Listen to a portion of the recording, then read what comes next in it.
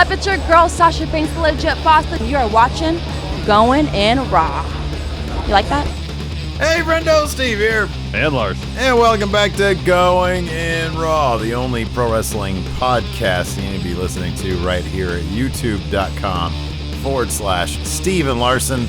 Available wherever podcasts can be found. And, of course, filmed live at the Twitch, twitch.tv/Steve and Larson, where we are now entertaining all these names that people are throwing at us here live at the Twitch chat for possible guests on next month's Matt chat. Of course, this past weekend, Luke Owen from Wrestle Talk showed up, and it was a blast. A lot of fun. Tons of fun. We had last month the H champion Simon Miller from What Culture, and of course before that, kicking things off was Brian Zane 2 months ago. So yeah, who will be next? We don't know. We haven't even talked about it yet, but it's going to be pretty awesome.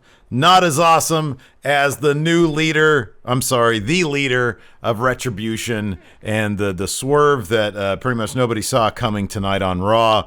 Mustafa Ali revealed as leader of Retribution on Twitter. A lot of people are blowing this up. I blew it up. I thought it was great. A lot of questions to be answered here. Larson, where should they take this next now that Mustafa Ali is leader of Retribution? I don't know if they know. I hope they get the SmackDown hacker thing involved in it. I saw that a lot on Twitter too. Sure. Several people said, well, since Ali was one of the names floated as SmackDown hacker, have that be part of it. At least that would explain why someone was messing with the lights and is able to do so without standing at the the actual control panel. Yeah. You know? He could have one of those things they had in Mass Effect with the, what do they call those things? You played one of those entire games. Oh, come on, really? You don't remember what it's called? No, man, that was a long time ago. What? I think you do. I think gaming information has been pushed out of this brain. Out? It's no longer necessary. It's out? Oh, yeah, my man. goodness. Make way for the new. Oh, wow. Somebody here has to know. Anyways. I'm sure someone in chat does. I'm happy. I'm super happy they're doing something with Mustafa Ali. Him in a prominent position in a storyline that's on TV on a regular basis. Hopefully they do something substantial with it that's really good. Because Mustafa Ali is one of my favorites. I think he's phenomenal across the board. He's a great talent. He seems like a really good dude. The Omni Tool. Yes, that's what it is. Once I hear it, I'll remember it. Sorry, continue. There's stuff in the little recesses of this brain of mine. And I don't want to throw cold water on it because I think it's great for him. I'm excited for him. I think there's a lot of potential here. It just reminds me, now that he's finally in a position doing something that feels important, how long they did nothing with him. Oh, come on. I half expect you to be like, this is kind of lame. You can't. Well, yeah, it took. He was injured. He was going to have like a big main event spot. He got injured, and it took him a while to get back to him. But they're doing something now. Wrestling is what here's the thing with it. Like they had ample opportunities even after that injury. Yeah. That eventually catapulted Kofi to win the WWE title for Daniel Bryan. They had several opportunities. He was sitting at home for months not doing anything. Yeah. Yeah. And the dude he can make a lot of money for the company, babyface or heel. I think he is has potential to be like a transcendent babyface character. I think he has that. He has the skills. He has the personality. He has all the ability. And I was hoping, this is just a matter of my expectations. I think a lot of it is I was hoping for him to fill that role in some capacity. Mm-hmm. And they turn him heel. I'm like, what a sense. Great. Awesome for Mustafa Ali. Is a great opportunity for his career. He's going to hit a home run with it. And when he does, that'll eventually lead to the massive babyface push. Great. But, and part of it, too, my expectations are tempered somewhat based on how they've dealt with Retribution so far. It's been better the last 2 or 3 weeks, 3 or 4 weeks, I guess, where they actually seem like they know what they want to do with the group. I just hope that continues. Yeah. It's partially reservations about WWE's creative, where they'll have an idea, they'll run with it for a few weeks. Vince will sour on it, and they'll dump it entirely. I don't want that to happen to Mustafa Ali. He's fantastic. I want the he is fantastic. That's why I love this. I think it's great. I mean, it's a huge role. It is. I mean, Retribution is like their biggest thing. I think this. I really think this is fantastic, man. I think part of it, though. Here, we get this out real fast. Part of it is WWE has conditioned me to expect disappointment more often than not. And yes, it's cynical. But until I see them take the steps to follow through on this idea, I'm going to be hesitant to lend my support 100%. I want the best for Mustafa Ali. I want this to work. Until I see WWE take concrete steps to make this work, I'm going to be like, all right, well, I'll be hopeful, but I'm not expecting much. Yeah, I don't know about all that. I think there's a lot of different directions they can go with this. I mean, might it turn out crap? Sure, maybe. I don't know. But I think, like, I thought the reveal was executed pretty well. I think that they could have waited. If they, like, number one, we kind of know that, you know, WWE, they do tend to do things on a whim, like Vince does things on a whim. So who knows how long this was in the plans? Yeah. The idea that they had this planned way back in the hacker days is ludicrous. That was never, that is not possible. I do think it'd be fun if they bring up the hacker thing. They can rope in as many old storylines as they want into this. I mean, I'm sure what it'll be is he'll grab the mic and say, you know, years ago, I had an opportunity. I got hurt. That opportunity was given to Kofi Kingston. He went on to become the champion. I never got another shot. You know, I never got put back in a position to do that. I've tried doing this the right way. It's gotten me nowhere. I did some hacking, exposed some lies, tried to do it for the betterment of those involved. It got me nowhere. Now, I must not necessarily go on, you know, the good path now. I'm just going to do everything for me. I kind of like the idea that, I mean, there are a number of ways they can go with this. Yeah, that general idea is totally how they're going to do it. I like the idea of, for one thing, you know, a lot of people have also said, hey, what's his Retribution name going to be? God, I hope they don't do that. I really hope. And in fact, I really kind of want them to peel that away from the others and have him come out and say, look at T-Bar right here. This is the most ridiculous WWE gimmick, because that's what they do. Like, and, you know, take off your mask and say, hey, what's your name and what do you do? And it's Donovan, you know, it's Dijak. Yeah, it's like, hey, what's going on? Well, hey, I like to go to Arby's. And have them explain themselves. I mean, two of those guys have, like, completely legit, like Dijak, yeah, he had some great opportunities in NXT, but then they had him turn purple against Karrion Kross. We discussed this before, how this would be kind of a cool thing for them to unmask. Dio Madden got murdered by Brock Lesnar when he was at commentary, was never brought back. He's got a good case. Shane Thorne, an all-star tag team guy, his tag team guy leaves, and he's given a new tag team guy, and then they never see them again. Well, they align themselves with the MVP and then it's forgotten about the next week, you know. And they just disappear. There's a story to be told there. I mean, they could use stuff from Mia Yim and Mercedes Martinez, I guess.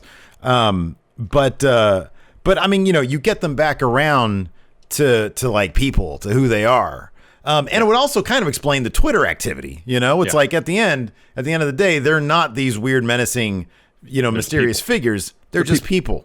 They're just people, exactly. Now, next week, if Ali comes out and gives himself a new name, I don't know what, something in line with the other members, I'm gonna be kind of Yeah, if he comes out and it's crap, I'll be also. Yeah. But I think I'm not going to just automatically think that's going to be the case. Well, I'm not automatically thinking that's the case.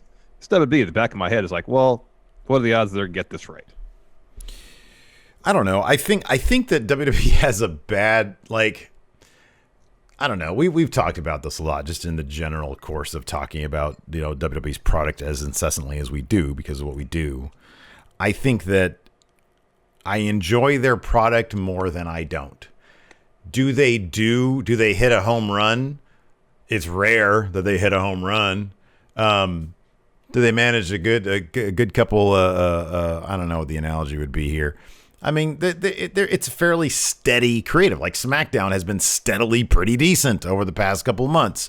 At some point, Raw will flip a switch, and Raw will be the good one for a good couple months, because that's usually how it happens. Usually there's a good show going on, And then there's some decent stuff happening. I thought Raw was actually pretty good tonight. There was like at least 3 segments that were pretty darn good that we could have talked about. That could have been the opening of the thing. It's just the Mustafa Ali thing should have really main evented the entire show. I mean, that's a really stunning image that they left us with that. And in fact, I know 2 people. I know Maggie, our newest mod, and a couple other people I saw on Twitter were like, "Oh man, what a great way to end Raw."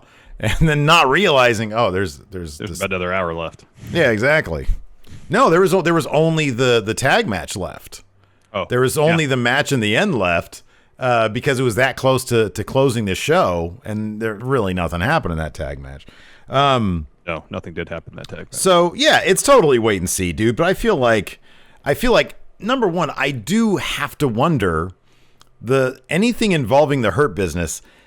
It has got, in fact, Sean Ross Sapp made a joke about this, how this is like the 15th time Apollo Crews has had some match or another with the Hurt Business. Yes, that has gone on far too long. Here's a twist in the road. Retribution and Hurt Business are not going to be done. And if MVP of that one interview with him is to be believed, he's got some role in creative. Mm-hmm. It wouldn't surprise me if it was pretty decent stuff if he's involved with it. Maybe Mustafa Ali, we know he's a creative guy. Maybe he'll be involved in the creative. I hope so. There are reasons to be optimistic. The history of the WWE says there's totally reasons to be pessimistic as well. I mean, the entire launch of Retribution is a reason to be pessimistic. So yes. I feel you on that. I'm going to bring this up before I forget about it. People here in chat were talking about Ricochet, how he can't keep friends. And I thought of an idea that could have been fun tonight, what if Ricochet had joined Hurt Business and thought, I got you, Apollo and Mustafa Ali, only for Ali to be like, yeah, yeah, I swerved you. Yeah. I really liked I did like Ricochet tonight, though. Yeah. The LeBron comment he made was pretty funny. I really liked. Actually been pretty decent on the mic the last few weeks. He has been. He's been showing some personality. I really liked the entire sequence of the reveal, though. I liked, all of Her Business coming after Ali. Lights go down, they start to flicker, and then he joins up with them. And it's like, wow, this is kind of a cool moment right here. And then he goes out to confront them, and you're like, oh, wow, he's really going at them. And then he turns around, it's like, holy crap. And then he starts directing them. Mm-hmm. It was really, say what you will about what happened last week, what'll happen next week. This week is a pretty cool moment for. That's the thing, WWE. They book storylines by moments, not necessarily narrative. So yeah, I guess if they string together enough decent moments that you can kind of fill in the blanks in between to your liking, maybe it'll work. I don't know. Like I said, Mustafa Ali has been one of my favorites for a long time. I just want the best for him. So hopefully this all works out. Well, this is a good step in the right direction. I mean, it's a prominent spot on Raw. He was on main event as of a couple weeks ago. Mm-hmm. So can't hate on that. The episode, I thought otherwise, it wasn't all great stuff, but I thought there were 2 other moments that I really marked out for, and that was Murphy finally turning on Seth and trying to take him out. I thought that was a really, really strong moment. I also thought, for me, one of the moments of the night was the women's tag match, where Shayna was just picking apart Ruby Riott. That was uncomfortable at a spell when Nia, Nia's got a history sometimes of, especially with Kyrie. You go back and look at her stuff with Kyrie saying, you get kind of worried for her opponent sometime, like legitimately running Ruby into the apron as forcefully as she was. And then for the Riott Squad to come back and mount, a bit of a comeback before they ultimately lost in devastating fashion. I thought that was some really good stuff as well. Yeah, and the finish too, where Ruby's tapping out and Liv just like jumps in the ring immediately to try to get Shayna off Ruby, and Shayna's not letting go. That was good. Shayna's looked more devastating. She's looked more destructive and terrifying with this tag run, and than she has at all on main roster. Well, here's the thing. I think in moments I'm setting aside the time she bit Becky Lynch because that was just kind of cheesy. Yeah, it was cheesy. She's had moments where she's been downright scary, like when she was Elimination Chamber, eliminated everybody. Yeah, that was next in like 5 minutes. I know wasn't quite 5 minutes, but a really short amount of time. That was something else. But then like 2 weeks later, she wasn't on the show. This is like the most consistent sustained run of dominance that she's had since she's been called up. I agree, but also if you take even in the chamber, it was I'm a badass, you know? Tonight and last week, when she has been, her character has come off as colder, more methodical, and task oriented, and that task is destroying people. There has been a change in the way she is conducting her character in the ring, and it's been subtle, but it's been really effective because she sort of moves with more energy, but less. It's like her urgency is like internalized or something. It's much more Anton Chigurh than, you know, like I don't know, than like a UFC guy. You know what I mean? Mm-hmm. Like it's really cool. Like I really have enjoyed it lately. Anyways, we got a lot of episode to get through, so let's just get into it. Started with a way too long Randy Orton promo. It was basically imagine, if you will, a video package that normally they'd edit together to kick off the show. Rather than just show you like the minute and a half or 2 minutes of video package, they had Randy Orton recount it. It was like story time with Randy. Here's what happened last week. It was too long. It didn't really cover anything new. It was just, again, hey, Drew, you got a bill that hasn't been paid in full yet. It won't be until I beat you. So challenging you now to a match in Hell in the Cell. And then Drew barges in, beats up Randy a little bit. Pat Buck and Adam Pearce break it up. Orton kind of crawls out of the room a little bit, and then Drew says, "This is just the beginning, Randy." Yeah, I thought once Drew came in, it was kind of cool because I didn't expect that to happen. You just figure they've got this set up for like, you know, a couple shots here and there, but he just busts the door down. He busted with his tank top on and his jeans. Yeah, right. Just stands there looking like a romance novel.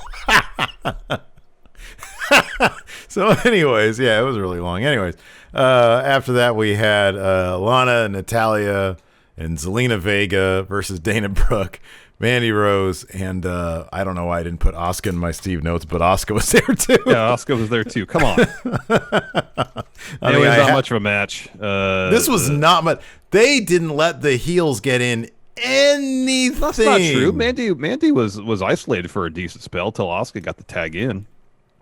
Was she? Maybe I put my head down for a second. All right.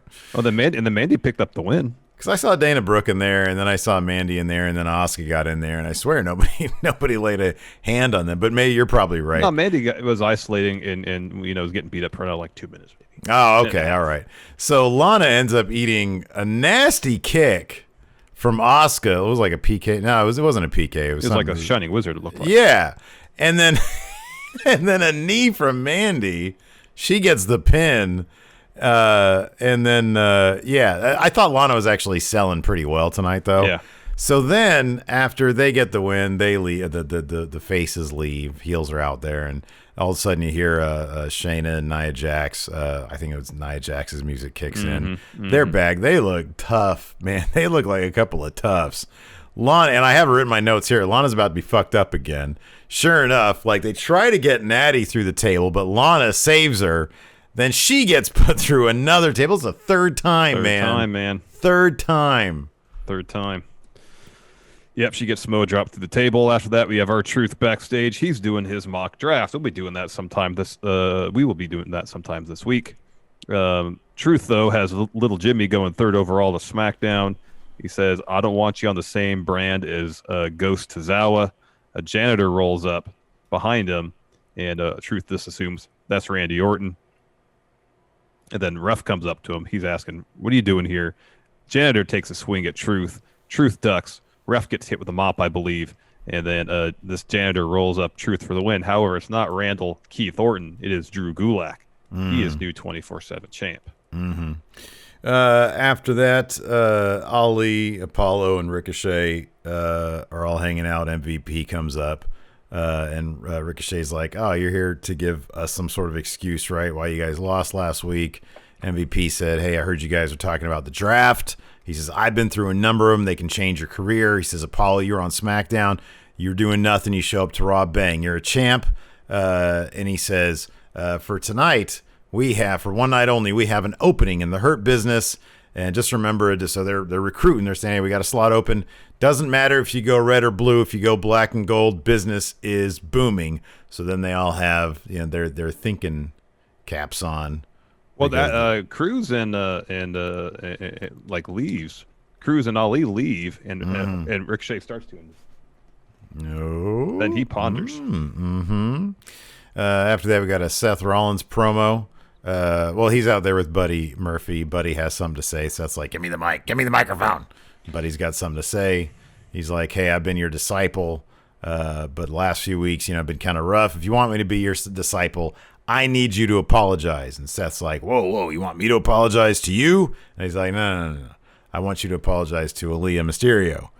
And he's like, I get it. You despise Ray. Seth grabs the mic. He's like, do you understand who you're talking to? I saved you. Messiah, disciple. Messiah, disciple. He's like, I could have exposed all the DMs, the one where she talks about her true feelings about her family, how Dom is the chosen one. They always overlook her. And he's like, get this through your head. Disciple, Messiah. And then Dom's music hits. Yeah. Then we get a tag match. Get my forehead already. That's what he was doing. He was poking Buddy in the forehead. Yeah. Muddy Buddy. And we got Dom and Umberto versus Seth and Buddy. Yeah. So this whole match is all about Seth and Buddy not working together. Seth constantly yelling at Buddy, I don't need you, whenever Buddy would try to get involved in the match. However, he did need Buddy because Buddy got the win for their team. So the finish saw Umberto. He gets the hot tag in. He goes on a run, hits an enziguri on Buddy, kicks Seth, jumps off the top, and then Buddy annihilates him with one of those jumping knees that he does. Dude, he murdered him with that knee. That was beautiful. It was great. That was beautiful. So he pins Umberto, and then Buddy just rolls out of the ring and leaves. Storms off. Yeah, that was really good stuff. After that, Braun shows up on Raw. He's totally going to Raw, isn't he? Why are they telegraphing all these picks, man? It's not even a telegraph. It's just that. But the draft's already happening. It's happened. There's been a pre-draft. It's been are they even gonna have a graphic for Braun being on Raw? Well, I mean, technically, I guess so. So, anyways, Braun rolls up to Scrap Iron, demands a match. He's like, "Come on, I want to get in." It's like, where was he on Friday? You could have done this on Friday on your brand. No, the most important thing he said is he goes up to Pierce and goes, "I know there's no Raw Underground tonight." That's 2 weeks in a row. No Raw Underground. I didn't miss it. Canceled. Didn't miss it. Canceled. Didn't miss it a beat. I hope it is canceled. I really do. Canceled. At least it seems like it. And then, Adam Pearce says, well, you're not a Raw superstar, so you can't have a match, but you can't have an exhibition. This is just an exhibition. Oh, give them effort points. Come on, man. They're at least trying to explain why you can't have a match and why they're still going to do a match. Yeah, it's a match. The only difference between an exhibition and a match is one doesn't count against your win-loss record, which they don't keep track of in terms of kayfabe for you and I watching anyways. It's immaterial. It doesn't matter. Well, they probably do in kayfabe backstage. There's people who keep track of this stuff. It doesn't matter to us. It has no bearing on what happens on our TVs on a weekly basis. Well, now it does because Scrap Iron said it does. No, so we're going to forget about it by next week. So anyways, there's this exhibition. Assuming that Scrap Iron can find an opponent, he can have this exhibition, but won't be sanctioned. So Braun, he seems content with that, leaves. Keith Lee steps up, tells Pierce, sign me up. Yeah. After that, backstage, Seth is yelling at Buddy, says you have till 10 p.m. Eastern, 7 p.m. Pacific to apologize, or there'll be hell to pay. Una hora para Buddy Murphy, 1 hour. After that, Kevin Owens show. He gets on the mic. He's like, usually I like doing this show. I enjoy the Kevin Owens show. Are you okay over there? Yeah, I got some water down the wrong pipe. Oh, is it cold? He says, here, yeah. Anyways, he says, usually I like doing the show, but I've felt off for the past few days. Sounds like he had a bad weekend. He says, people are right when they say when the Fiend touches you, you change. He says, Friday was the first time experiencing it. The anger, the agony, the dread. I guess that's why tonight is different. It's not about having a nice chat. He says, so we're not going to need these. He throws the office chairs out of the ring. And then he says, let's go to, do we have a clip? We got a clip. Let's roll the clip. So they roll a clip of SmackDown, him getting attacked by Fiend. Comes back to Kevin Owens. And he's like, I don't know what the deal is with Billy's messed up people messing with me. Aleister Black, The Fiend. What's next? The Brood, the Ministry. He named one other, didn't he? It was the Brood. It was Ministry of Darkness, and it's the only two I remember. Okay, and he says, "So come on, let's just do this. Let's let's do this." Instead of Bray coming down, we got a Firefly. Oh, the Dungeon of Doom. We got a Firefly Funhouse. And Bray says, "Hi, Monday Night Raw. You're my new friend, right, Kevin? Friends do a lot of things." This whole thing is about friendship. He's like, friends do a lot of things with each other. Finger painting, burying dead bodies. Yeah. The puppets start talking about being worried about being drafted away from each other. He says, "Don't worry, friends stick together." Then he sings an entire song about friends. He asks Kevin Owens to sing along, and he's like, "No, I'm not going to sing, because that would be the only thing worse than people having to watch this, your lame Mr. Rogers ripoff." He says, "We could have been friends, but you attacked me, so come on down here, get in this ring with me so I don't have to wait until Friday." Bray says, "I don't like bullies, Kevin." He had mentioned Alexa Bliss too, and he was like, "Alexa Bliss is none of your business. That's between her and him." And he says, he gets all serious. "You have no idea what you've gotten yourself into, Kevin. But this Friday you'll know." And then he gets all lighthearted again. He's like, "So consider this a warning, friend. That's what friends are for." Kevin says, "I'm not waiting until Friday night. If you don't come to me, I'm coming to you." He starts to go. Aleister Black attacks him from behind, hits a black mass, and sits down next to him. Yeah, they'll have their blow off on Raw next week, right before Kevin Owens is drafted to SmackDown. After that, we had a Drew McIntyre interview. He just says, "Every time I see Randy, I just want to kick the crap out of him."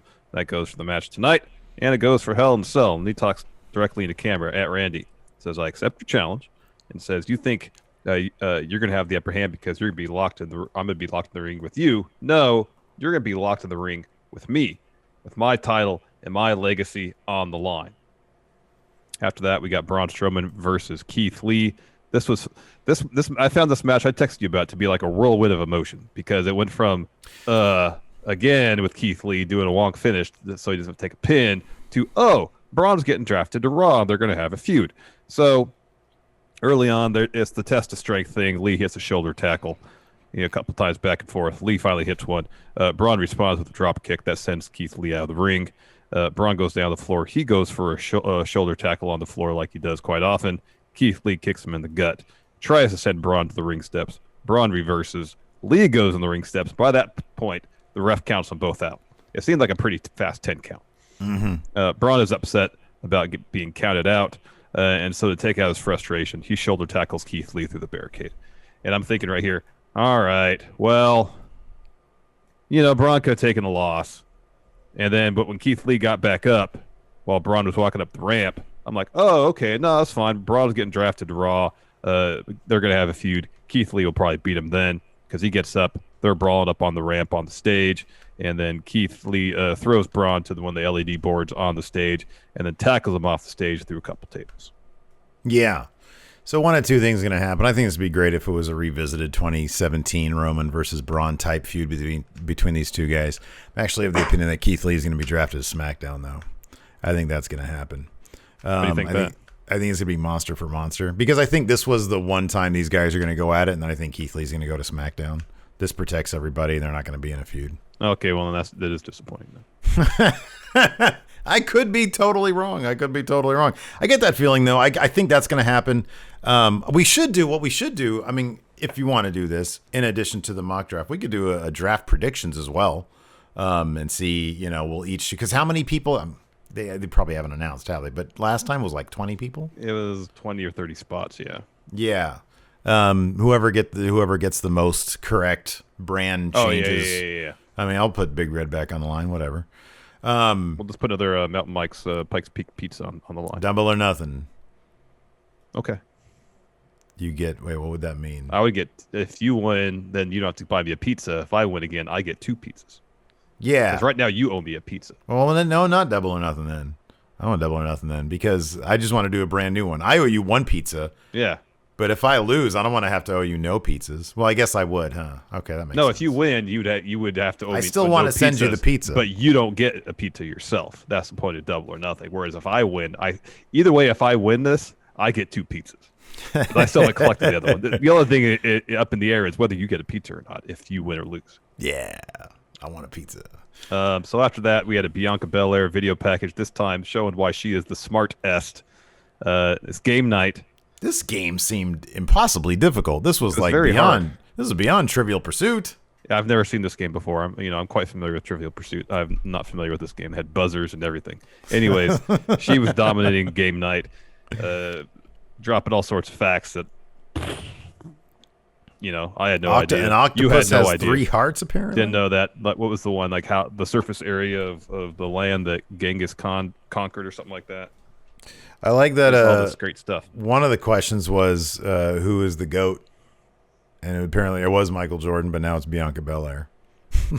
Because that's what she said. She said Michael Jordan was the GOAT, but now it's me. Mm-hmm. So I'm like, one of the trivia questions was, who's the GOAT? That's interesting. Maybe. Anyways, yeah, she does really good with that. And then she's like, okay, well, I'm bored. Y'all let me know who comes in second. And I don't know if her friends are just dullards or if this game was like really that difficult. Anyways, after that, based on the answers she was given, we weren't hearing the questions. Really seemed difficult. Yeah. Well, the amount of specificity that seemed necessary to some of them is pretty. It's like the Genghis Khan one. It was like 9 million square miles or something like that. Is that true? Golly. That's what she said. Man. Anyways, after that, we had more 24/7 nonsense. They all fight in a dumpster. I stopped watching for a second. Who came out of this with the title, dude? Who do you think? Truth. Mm-hmm. Okay.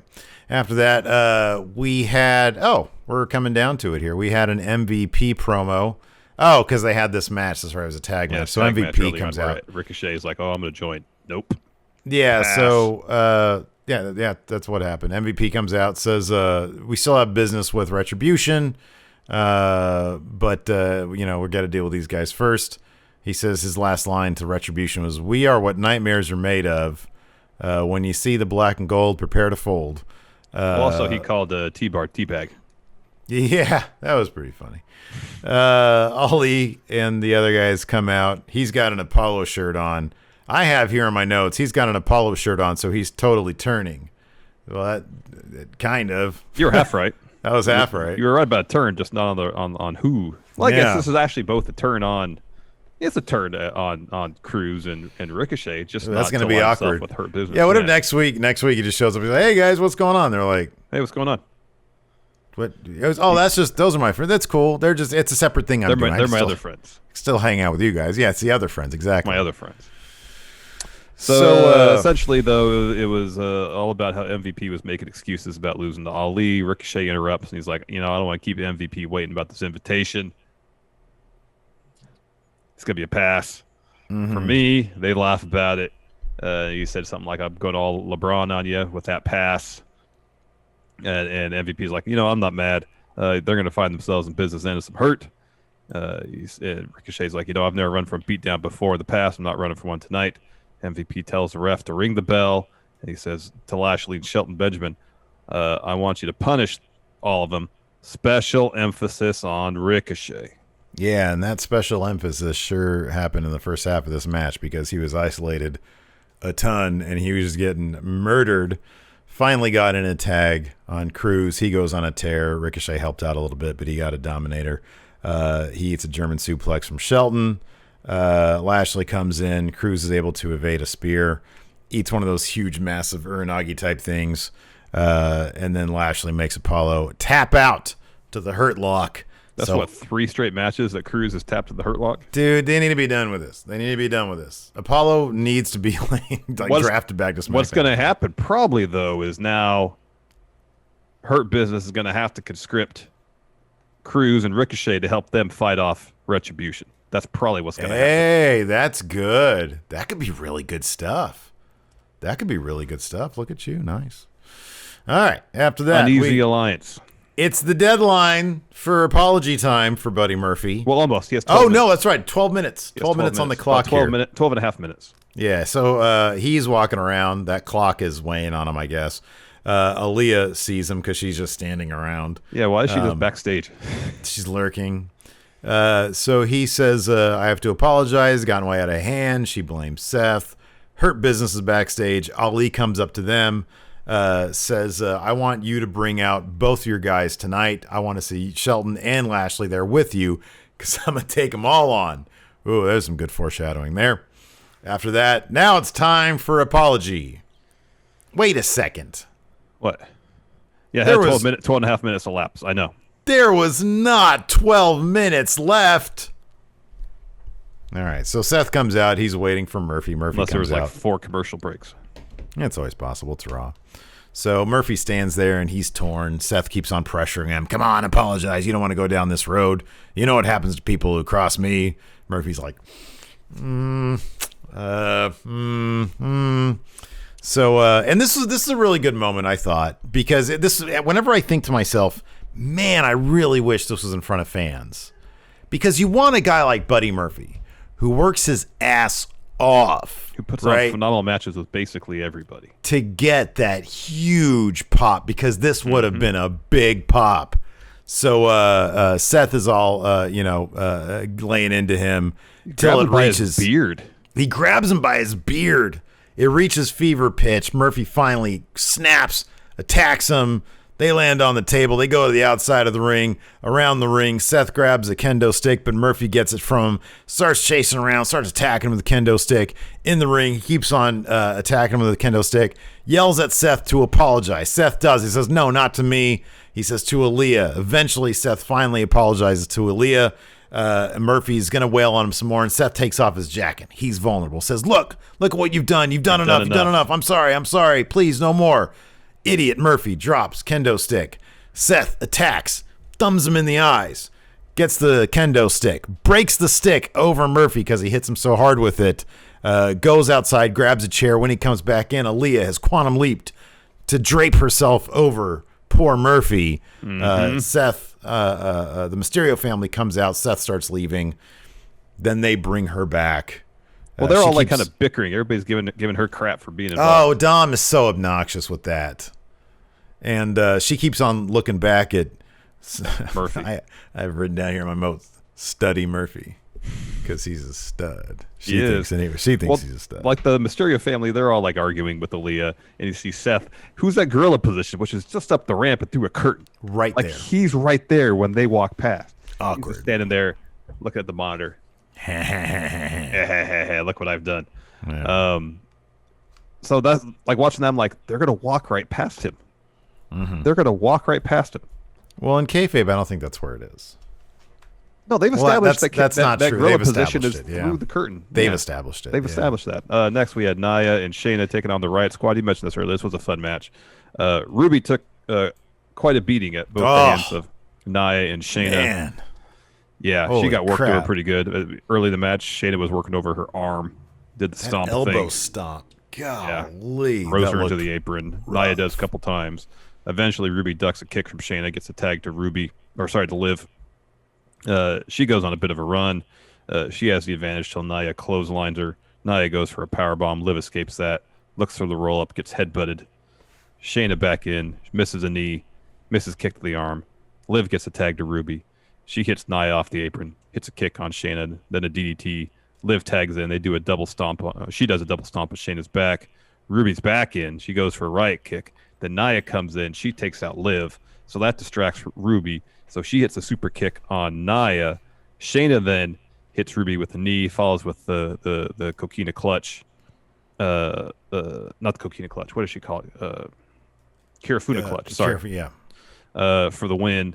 And then once Ruby taps, Shayna won't let go. So Liv jumps in the ring as soon as the bell rings, and she's trying to get Shayna off of Ruby. And eventually Shayna just does, and Liv just tends to Ruby as Shayna and Nia walk out of the ring.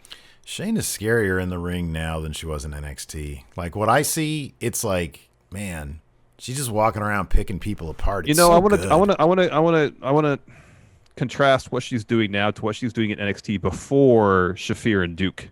Kind of aligned with her, because that was like a different kind of phase, and it had a different vibe than when she first had her first title run. Yeah, it feels the way she acts in the ring right now, and granted, part of it is this is part of the case. Nobody presents the challenge to her in kayfabe that she had before. Like maybe with Nia in her corner, she understands this is a tag match, so I don't have to bear the entire load. I have a monster in my corner, so she can focus all of her energy on, the stuff that she does really, really well. She doesn't really have to adapt her game to anybody because she has a power wrestler in her corner to take care of that business. I have no idea if that's a planned thing. It just feels that way, and it's different, and I love it. I think it's great. It makes her scarier. Anyways, after that, we have a Street Profits promo. They want smoke. Drew's there. He says, you can have smoke. I want Randy Orton. They march to the stage. Yeah. But before them, we have Ali versus MVP. Man, Ali, he's jacked. Yeah, He really is. Like, it just seemed more noticeable because he was coming down the ramp, and that music is great. Everything's great. Yeah. So MVP's got the early advantage. And then Ali hits like a one-legged drop kick, sends MVP from the ring. Before getting back in, he motions to Lashley and Shelton. You're coming with me. They corner Ali. Lights flicker. Retribution's logo pops up again. Now, we had heard they were going to have to quarantine for a couple weeks, right? Retribution. So I wasn't sure if they're going to do the same thing like they did last week where they had the logo that's pop what up, I go to thought. commercial, and it was like it never happened, basically. Yeah. Instead, no. Retribution was there. They circle the ring. So Ali is, well, I don't know what to do. And I think MVP motions, hey, you're with us. Take on Retribution. Seemed like he's going to do it. He rolls out of the ring, gets right in Mace and T-Bar's face, then turns around, smiles, directs them to get Hurt Business. They do. They lay out Hurt Business. And the whole time they're laying out Hurt Business, Ali was just standing the same place on the ramp. Didn't get involved. Just stood there. Once the beat down is finished, Ali walks from the ramp into the ring, nods to everybody else. They get in the ring, fall in line behind him. And this last bit was great. So he holds his hand up like he used to do, where he had the light there. He had the and light. He closed it, Yeah. and the lights went out. That was good stuff. There's a lot of good about it. Like I said, my primary hesitation is just WWE creative. I'm not throwing it at you. I'm just saying I thought this was really good stuff. There was a lot of good here. Yeah. They've conditioned me to not get my hopes up. Oh man, no, I'm a sucker. I'm a mark, dude. I'll eat it all up. You will. And 2 weeks later, when it's garbage, you're like, that's fine. Then 2 weeks later, I'll worry about it. Today, I love it, and I'm fine with that. I live in the moment. Live in the moment, man. Live in the moment. Good at that. I'm not good at that. And I probably never will be. I need to meditate. That's what I need to start doing. You are what we think you are. Learn transcendental meditation. That's what I need to do. See, man, I'm more like MJ. I know how to live in the moment. Don't worry about the next moment. Live in this moment. That's why I don't pay my taxes. See, I'm always thinking like 5 moments ahead.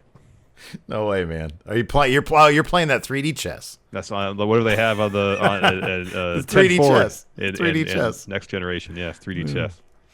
After that, a WB draft promotional video that starts Friday. In case you didn't know. Yeah, that's gonna be exciting. And then after that, 6-man tag team action. Randall Keith Orton, Robert Roode, Nick Nemeth taking on Street Profits and Drew Galloway. The Street Profits, they get their name. Okay, they're the Street Profits then. Okay. I don't know their shoot names. Anyways, Randy Orton. I still think of Montez's real name. Shoot. Randy Orton got a win here with an RKO. That's all I have written for my notes because I didn't care. I was like, it was meaningless. Like this whole match was made to justify essentially Orton in the ring getting another title shot because he pinned the champ, because that's what everybody at commentary was saying at the end. He pinned the champ. He pinned the champ. He pinned the champ. Like that completely erases the 2 times he's already lost to Drew. My confidence points already at Hell in a Cell. Most confidence points for Drew McIntyre. Wow. Yeah. All confidence points on Drew. Randy literally said, do you want to solidify your legacy? The only way you can do that is by beating me at Hell in a Cell. Randy ain't going to win this. He ain't going to win this. This is all about making Drew. It wouldn't shock me if Friday Randy Orton gets drafted to Raw, but they still have this match. They're going to do one of those things. So Montez Ford's real name is Kenneth Crawford. Do you know what Angelo Dawkins' real name is? Angelo Dawkins. Yes. Ha! I have no other name to give you, so I'm just going to give, because it sounds like a real name. Oh, man. So anyways, let's open it up to questions. I've got a thread here on the Patreon. Big MQ says Dawkins' real name is Gary. Oh, really? Yeah. Is that true? Or are they just messing with us? I mean, Wikipedia said his name was Angelo Dawkins. I guess that's why they tell you. Is Patreon messed up right now?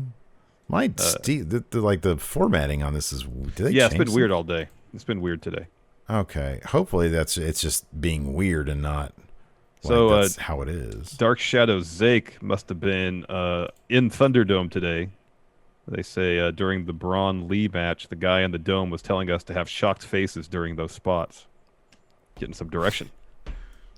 What's your shocked face, Larson? There's mine. I'm not really that over the top with my emotions, though. I want to see this behind, during an intense, shocking promo, and I'll go like this. I'll probably just do this. Hey, one of these days, we got to try to get in a Thunderdome, dude. Okay. If Pacitti did it, we got to do it. Yeah. Quote the Raven, don't be afraid of the Fiend. Don't let him dominate your life. Go to the Firefly Funhouse. Was that a quote from something?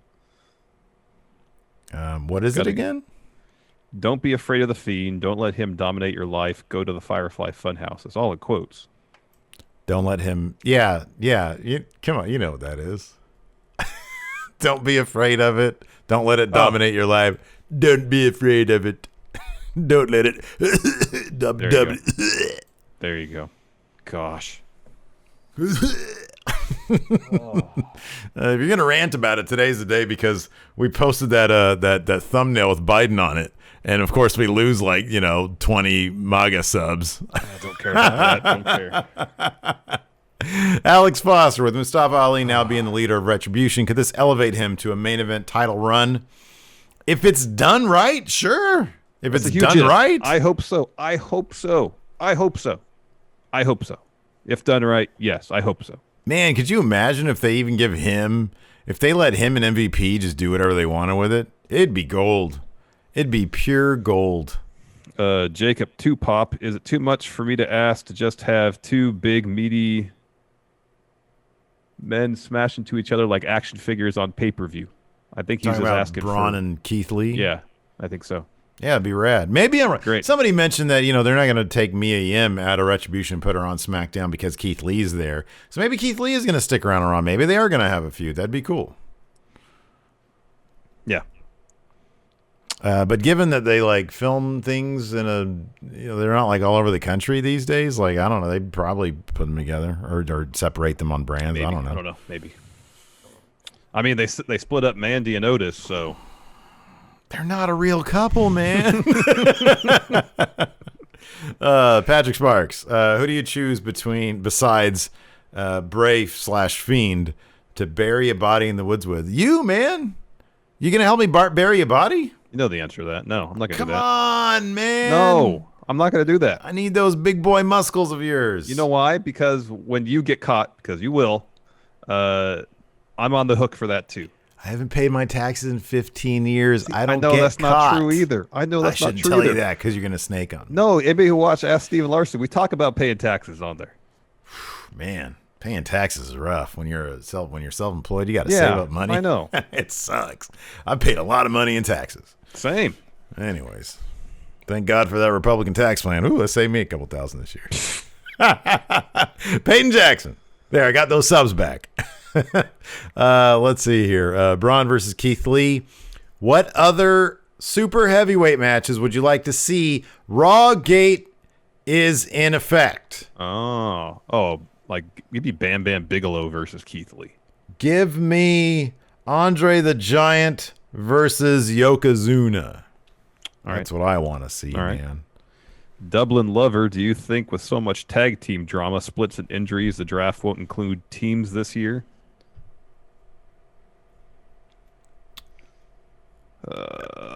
I don't know. They probably don't even know. I wonder how much of that stuff. They probably know, well, Braun's going to Raw. Kevin Owens going to SmackDown. What else are we going to do? I don't know. Figure it out on Friday. Yeah, we'll just do it. We'll do it live. Do it live.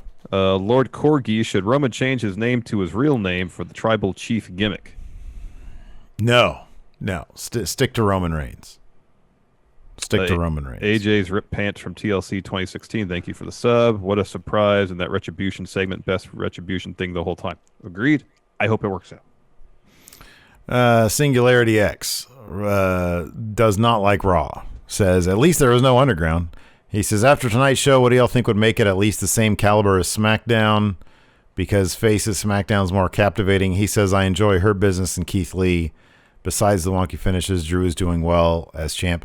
I don't know. I think that they need to draw things out less. Sometimes on Raw, it's drawn out too much. You need to make Raw 2 hours.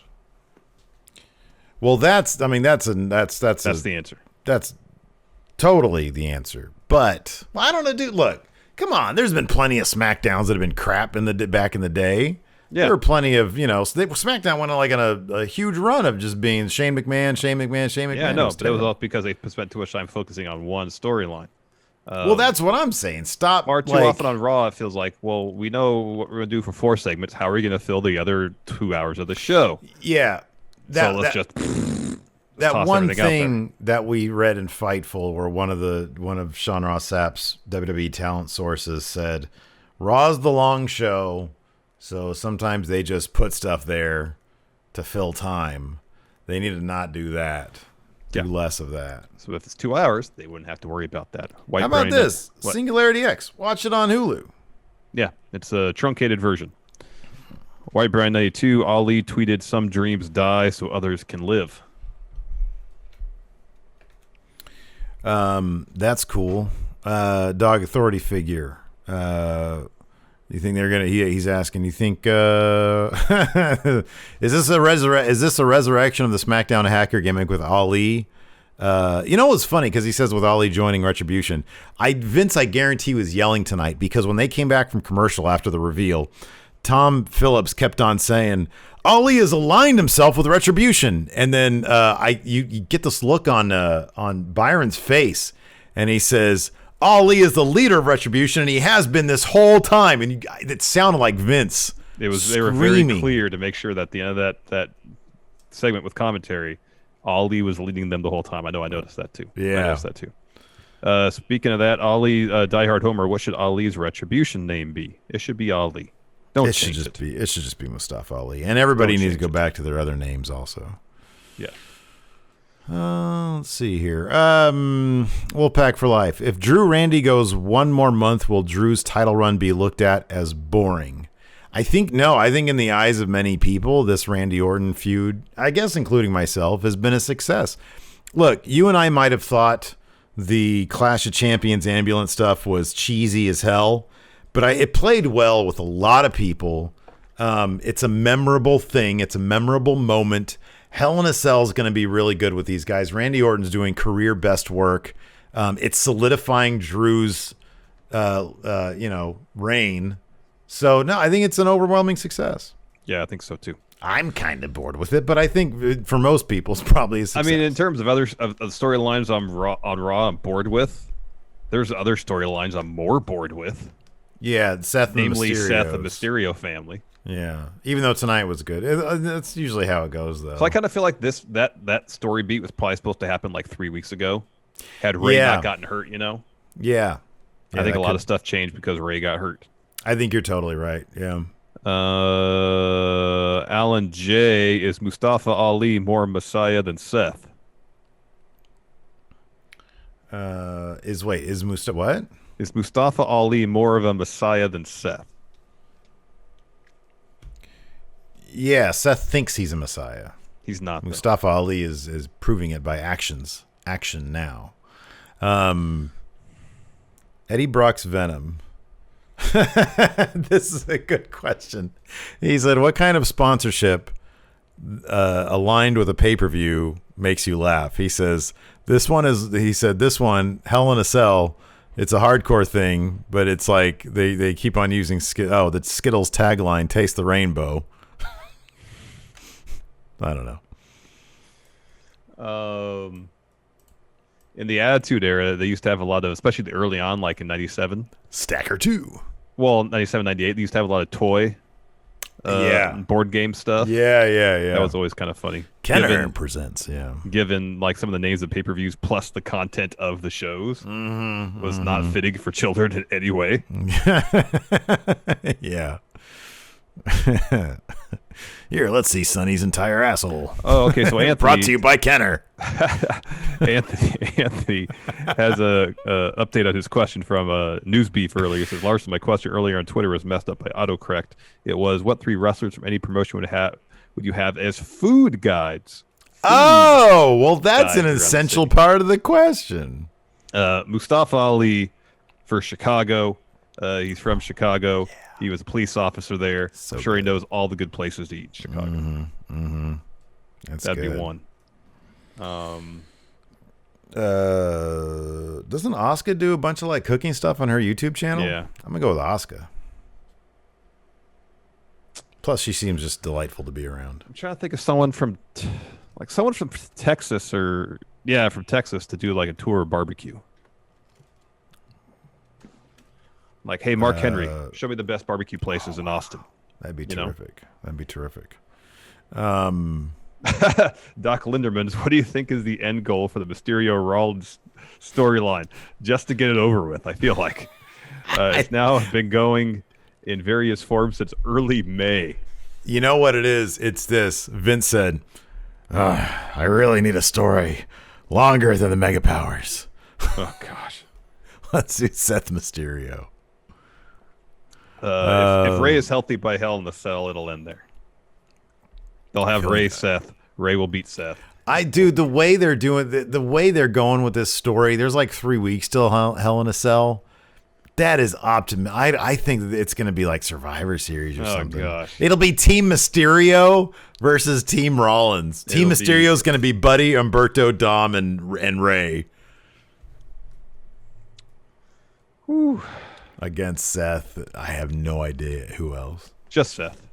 Alistair actually would make sense because he was all in Ray's corner. Alex Foster, in kayfabe, what is happening with the original janitors WWE hires?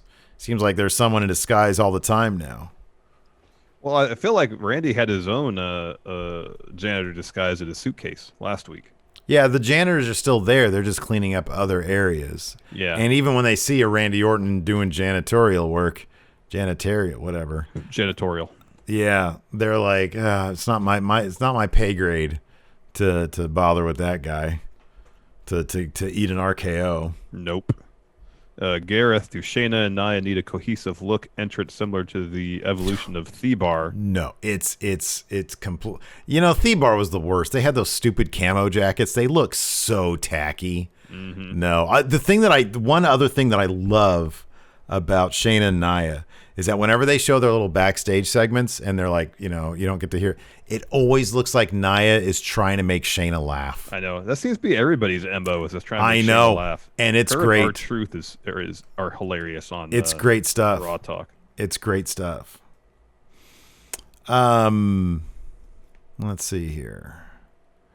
Dr. Steve Winters, if WWE goes fourth wall breaking on Retribution, does Ali bring up Brock winning Money in the Bank and stealing it from him? Yeah, I mean, you don't have to break the fourth wall necessarily on that. Nope. All that stuff can be in kayfabe. Yep, totally. Jorge D, is WWE making Bianca Belair into the new Mr. Perfect with all these videos? Kind of. Oh, yeah. Oh, it's totally. I'm telling you, man, you should call her Mrs. Perfect. That'd be great. Let's see here. Shive. Is Buddy Murphy going to be one of WWE's biggest baby faces at the end of this? That should be the goal.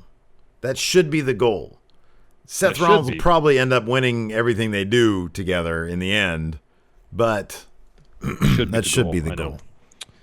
Scooter asks, how do you think Raw's ratings will fare after 2 NFL games today?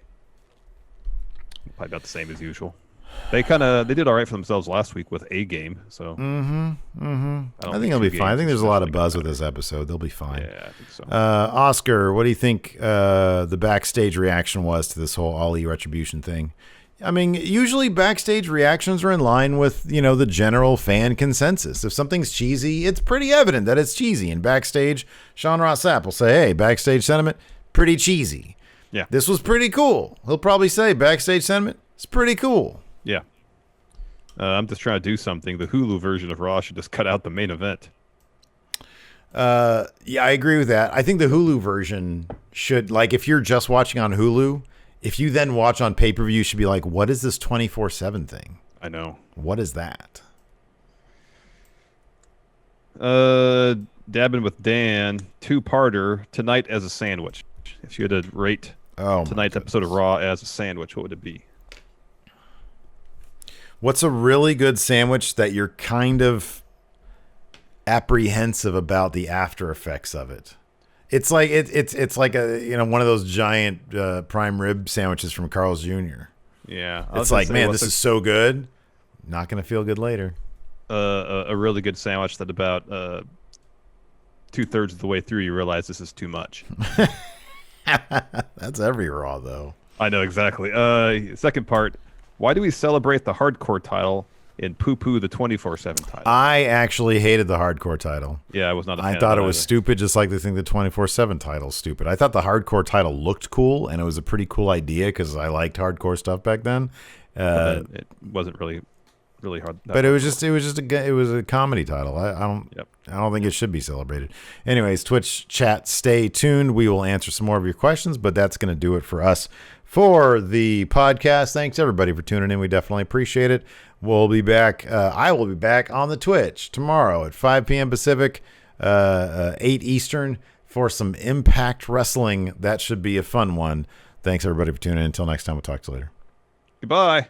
Be a part of the best pro wrestling podcast today at patreon.com/Steven Larson. Enjoy tons of bonus videos, including patron-only live shows, gameplay, and vintage 10 for the wins, access to podcast question threads, the Friendo care package, and so much more. Support Going In Raw today at patreon.com/Steven Larson.